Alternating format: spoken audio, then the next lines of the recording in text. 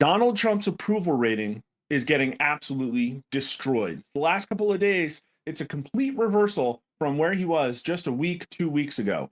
And a lot of people are blaming Epstein. So we're going to take a look if that's potentially what's causing this. That's right, Epstein, the same Epstein who was convicted of being a sex offender, the same Epstein who ostensibly took his own life in a very high security jail, the same Epstein that was a Trump administration campaign item, the same Epstein that people in the Trump administration have been promising to get to the bottom of. And all of a sudden, in the last day or two, it's been a complete reversal. All of a sudden, there's a report out of the DOJ that there's nothing to see here. Now, we've been the first to say that the previous Epstein happenings haven't really been moving the numbers, but now all of a sudden the numbers are moving. And so maybe this is what's causing it. But we'll look at maybe also a few potential causes. But here is, in my opinion, a very good example about how the Trump administration messaging on this is completely off. And listen, if they want this Epstein thing to go away, there's a very clear way to message it, and I'll get into that. Trump shrugs off questions over Epstein memo, calling them a desecration. CNN, President Donald Trump on Tuesday shrugged off questions around a new Justice Department memo about accused sex trafficker Jeffrey Epstein, calling them a desecration. Are you still talking about Jeffrey Epstein? This guy's been talked about for years, Trump said during a cabinet meeting after a reporter directed a question to Attorney General Pam Bondi, who's been the subject of MAGA blowback. Yep. After the Justice Department said on Monday, there is no evidence Epstein kept a client list or was murdered. You're asking, we have Texas, the floods, we have this, we have all the things, and people are still talking about this guy, this creep. This is unbelievable. Trump said, referring to the devastating flood in Texas. I mean, I can't believe you're asking a question on Epstein at a time like this, where we're having some of the greatest success and also tragedy with what happened in Texas. It seems like a desecration. So Trump is, I think, probably rightfully angry that the messaging on this is detracting from the positive things that he thinks are coming out of his administration. Things like the signing of the one big beautiful bill, although I can tell you the polling on it is pretty tepid. But he has had a string of successes, including getting rid of Iran's nuclear programs. And now we're talking about Epstein. Okay, that's fine. There's one thing you could do to make the Epstein problem go away. Just have Kash Patel come out and say, yes, there were people down there breaking the law, and we are going to investigate it. America doesn't need to see those videos. America doesn't need to see some artificial list as a binary go no go decision about whether you convict these people. There's a thing called investigations. There's a thing called evidence. And let me tell you, there is probably a bounty of evidence sitting in the FBI servers and file rooms and also out there just waiting to be collected. Things like sworn depositions from victims. How about that? Those victims have probably been interviewed before. They probably have signed documents in order to get their hush fund payments. How about you go knock on a few doors, investigate people? Why don't you? And we know one was down there, Prince Andrew. Why don't we get an investigation of him? Get him to name some names. I'm just saying, there's stuff that could be done, and it appears that they intend to do nothing. And that's a really big problem. Moving on, Trump's MAGA allies have for years sought evidence of an alleged Epstein client list. You see, even CNN is framing it like, oh, it's just a conspiracy theory. This list doesn't exist. There were no clients. If we don't have that sheet of paper, then everybody gets off. And of course, CNN is, as we all know, an establishment shill, potentially tying influential figures to the deceased former financier's crimes. It was his crimes. Nothing to see here, folks. After being confirmed as Attorney General earlier this year, Bondi quickly embraced those theories. When asked about a client list in a February interview on Fox News, she said it was sitting on my desk right now to review. Listen, you could go to ChatGPT right now, and ChatGPT does a pretty good job of putting together an Epstein client list based on already public information. This is a complete canard, and this is, again, one of the ways that the media lies to you. No matter how much you hate the mainstream media, it's not enough. Far-right activist Laura Loomer who has demonstrated influence with the Trump administration and has frequently criticized Bondi over her handling of the Epstein investigation, called for Trump to fire the attorney general, writing on X Monday, if she doesn't get fired over this Epstein memo, people are going to be so black pilled. Well, I do admit that it appears that Trump is really mad, and this would probably be a very good olive branch to the core of MAGA. Not all of the MAGA voters, not all of the Republicans. A lot of them are on the beach right now. They don't have any idea what's going on. But this is taking away from Trump's administration. It absolutely is. We're going to look at the numbers. And even Elon Musk is dumping on Donald Trump, a former Trump ally who previously alleged that the administration is withholding files on the Epstein case because Trump's name appears in them. Asked Tuesday afternoon on X, how can people be expected to have faith in Trump if he won't release the Epstein files? You see, even Elon, though, is falling for this logic trap. It's not whether a name appears on a list or not that indicates guilt. It's that we know these people went there and an investigation is not happening. And you can say, oh, well, they're not going to come out and say there's an investigation. Well, they just came out and said there's an investigation about John Brennan. So there's precedent. Let's come out and just say it. Let's say we're going to investigate, check in 3 months, and we'll see how far we got. Let America follow along as we go after the rich and powerful who think that they can do whatever the hell they want. Bondi, who attended the cabinet meeting, attempted on Tuesday to clarify her February remarks, echoing White House Press Secretary Karen Leavitt's argument the day before that the Attorney General had been referring to the entirety of all of the paperwork. Okay, well, there is a lot of paperwork. That's great. We should look at that. You guys should go check that stuff out because it's probably got some really bad stuff on it. You see, here's my problem. The way the press is framing this, the way Trump responded, the way Pam Bondi responded, the way Carolyn Leavitt talked about this, is that they don't understand why people are so upset about this. And yes, in February, they got away with that little snafu without any impact because a lot of stuff was going on, a lot of other stuff, but people also expected that this was still going to come out.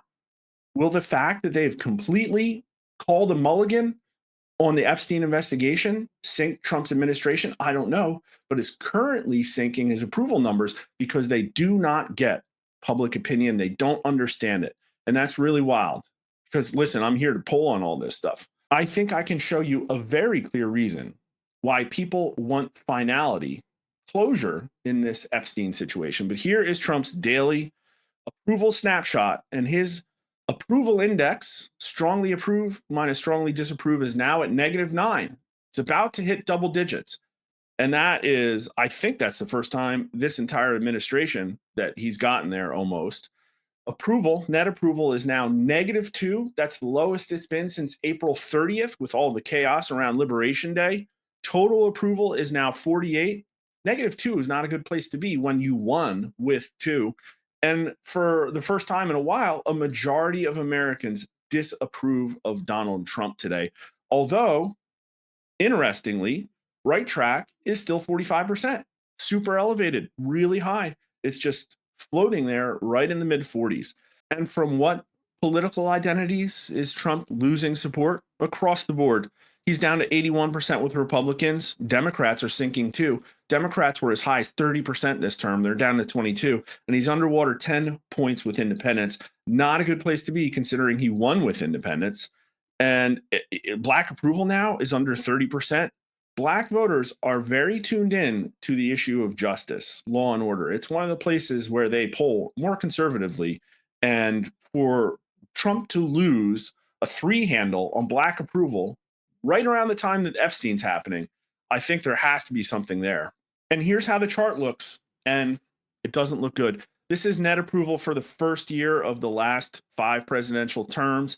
And you can see that Donald Trump didn't come in as high as Obama won, but came in pretty high, immediately lost that little honeymoon he had, but settled into a very stable net plus, I call it net +3 average until April, until the stock market rout, until Liberation Day, when there was chaos, but he still looked like he was averaging about net +0. And admittedly, today's net approval is not the lowest that Trump has had this administration. He got down to net -5. But look at that plunge. He was on the upswing. He was recovering. He was having victories up until just about 3 weeks ago, where he peaked out at net plus 8, and it's been downhill since then. A loss of 10 net approval points. And we were talking just a week ago about how I thought Trump approval was going to cross Obama's first term. And it is not happening now. It looks like Trump's approval rating is following the same trend that others do, in that voters find something in the first summer of the presidency to all of a sudden get upset about, or administrations just undermine themselves, almost as if it was planned. And here's the key question: which is more likely, that Jeffrey Epstein actually committed suicide while in a jail, or he was murdered to prevent him from testifying against powerful people with whom he associated? And only 21% of Americans say that Jeffrey Epstein actually committed suicide. We've seen numbers as high as 22 and 23% who say that they or somebody that they know have witnessed a UFO. And so actually, it would appear that more Americans believe in space aliens than believe that Jeffrey Epstein actually committed suicide. He was murdered to prevent him from testifying, 52%, a majority. But Americans do not want this story to go away. We polled on this again just in May of this year. The Trump administration promised to publish previously secret records about the activities of convicted sex trafficker Jeffrey Epstein and his associates, but have made little progress in doing so. How important is it to get these files into the public domain? 36% very important, 31% at least somewhat important, for a combined total of 67%. That's pretty not high number.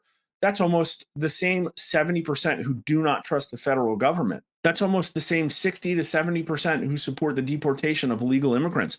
And look, a majority of Democrats think it's important, a bigger majority of Republicans, 70%, and an even bigger majority of independents, 71%. This is bipartisan. Get these records out. Americans, even Democrats, want transparency about the potential crimes of their elitist betters, and for Trump to even slightly be perceived to be helping these people cover up, especially after the big, beautiful bill, is not on brand. It's a problem. And does it have to be the videos?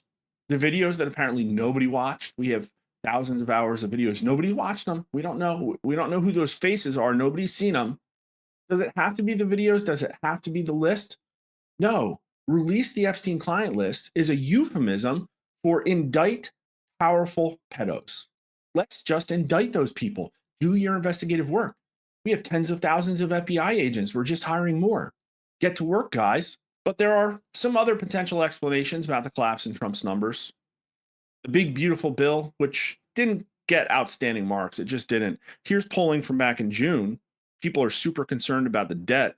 84% of them concerned. And then when asked about the big, beautiful bill, does it increase or decrease the national debt?